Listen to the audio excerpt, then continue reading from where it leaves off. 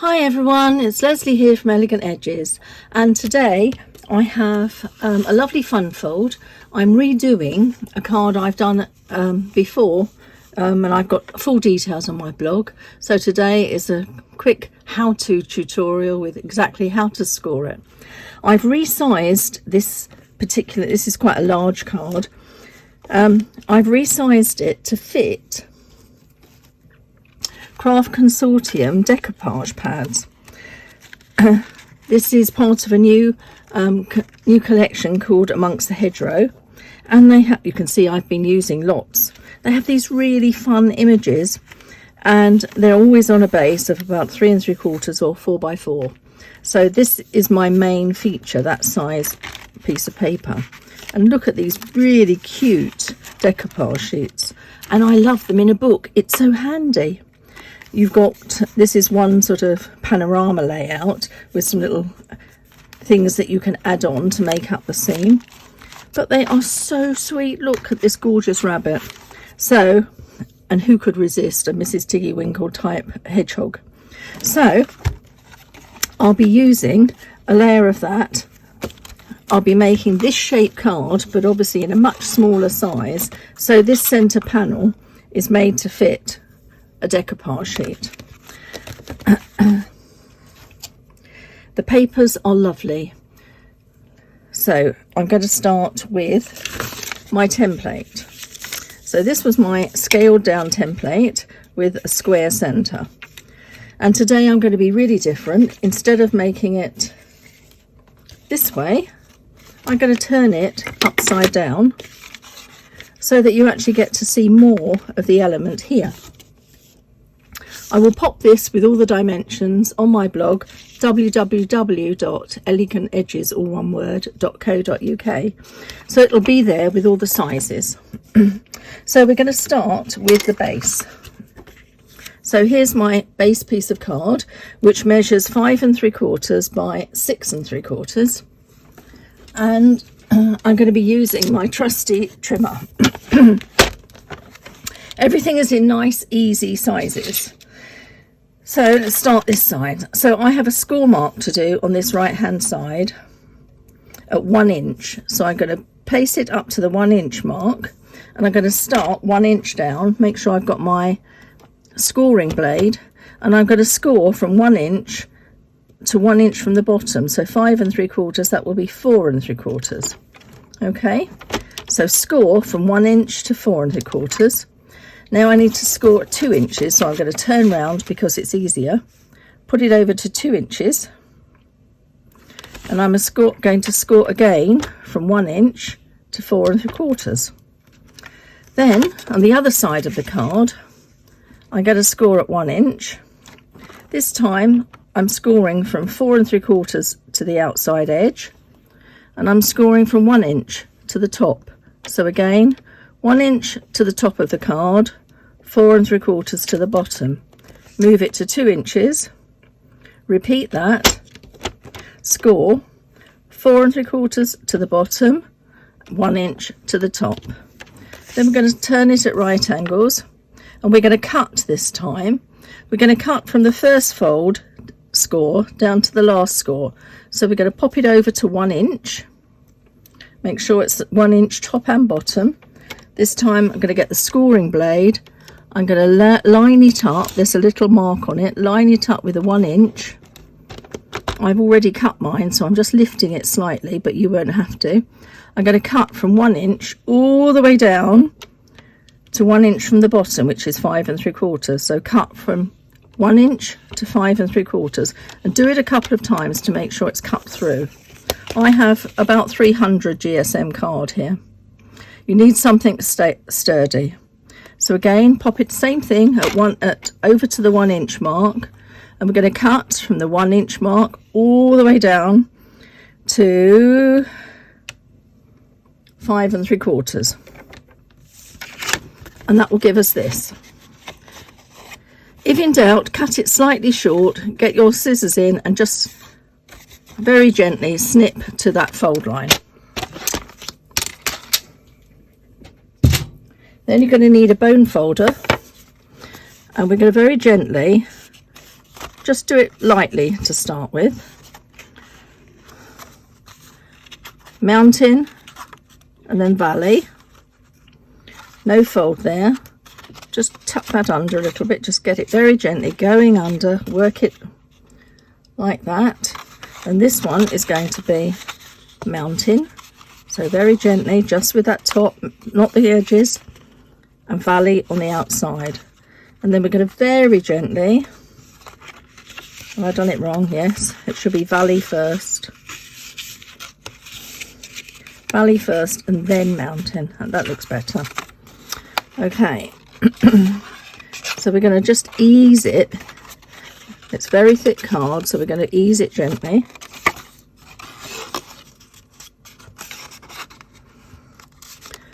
There we go. Just ease it into shape and then score. Right, I'm scoring this one from behind so it doesn't mark my top card. And this one here, score, make sure it looks right. It does, it all looks very good. So there we are. Excuse me, I always get croaky when I do videos. Right, so that is our base. And because it's 5 3/4, you'll be able to get 2 from one A4 sheet, so it's really cost effective. So although we're using best card here, you're not using too much. Now to decorate it, I've used one of the images from the A4 from the decoupage pad that I just showed you. I'm using the cute snail, and I've only used one of the decoupage layers. I don't want it to be too thick because of postage. And you'll see that will fit in here.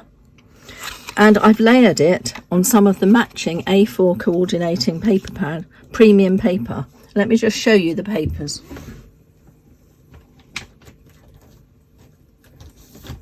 So these are the coordinating papers, and I'll just leave them here, and you can see you get a mixture of plain and this time patterned.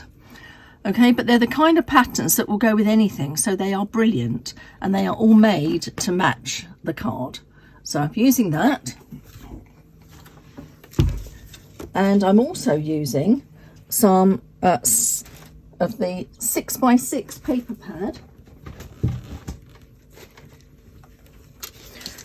Beautiful designs in here. I love this one on the outside. Now, as before, we not only have cute images, cute papers, we also have ones that you can fussy cut. Brilliant.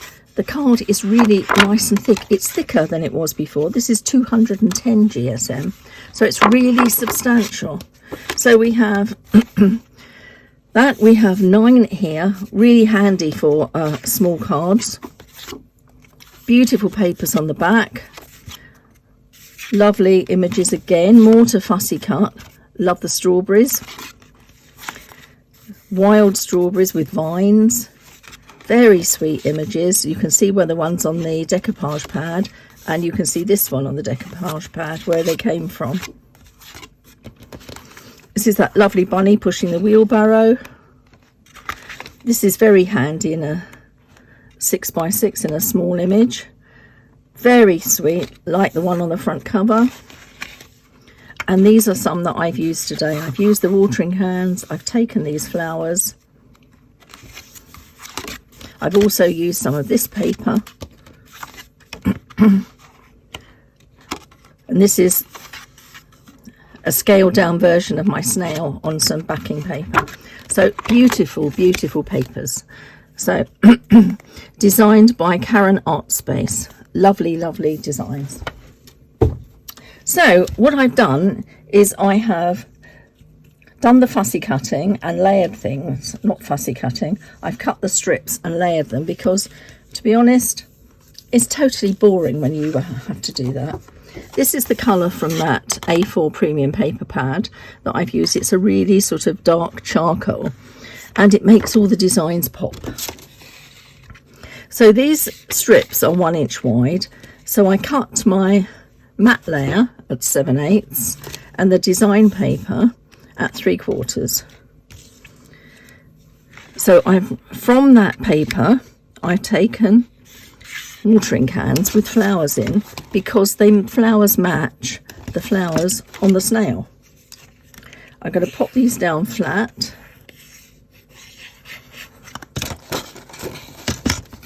I find that glue gun really handy. It's helped me a lot. I suffer with arthritis and it makes it a lot easier for me. Now you could choose whether you want to do strips all the way down. You could have strips right across and a short one here. I'm going to have my side panels all the way down. I will pop all the measurements on my blog. I just find it easier that way than trying to call them out, look at a piece of paper. Okay, so these bits here, 1 inch square. So I should have 2 little bits. Well, one's gone walkabout. And you can see I've chosen 2 different papers, but I've managed to get 3 designs. This was the strip between the watering cans, so I've chosen that for this sort of bit that tucks in. Again, it's got the flowers. I may have to find this one. I expect it's fallen on the floor. Now these bits, paper's very useful. It will go any direction. So it's just a question of thinking, that looks as though it's going up. Finding the way that looks best to you.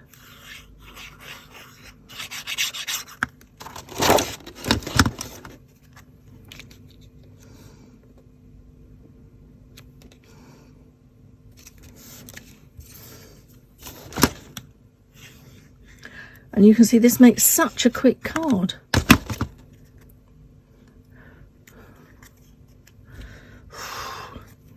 Either way.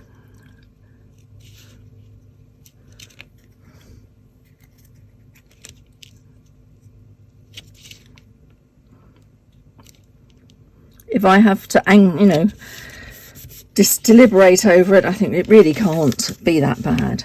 So as I said, I've got 1 layer on here only because of postage. So I'm going to stick this down flat in the centre. Plenty of glue to make sure it goes down.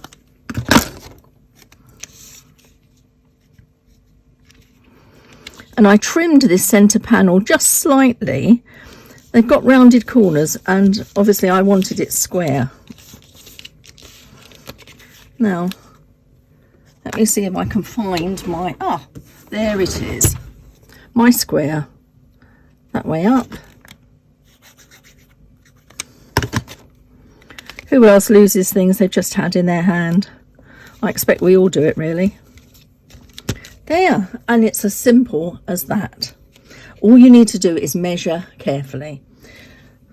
I would advise you first to make your own template, and you, as I say, you can have it this way up, but I chose to have mine the other way, and to get it that way you literally turn it upside down.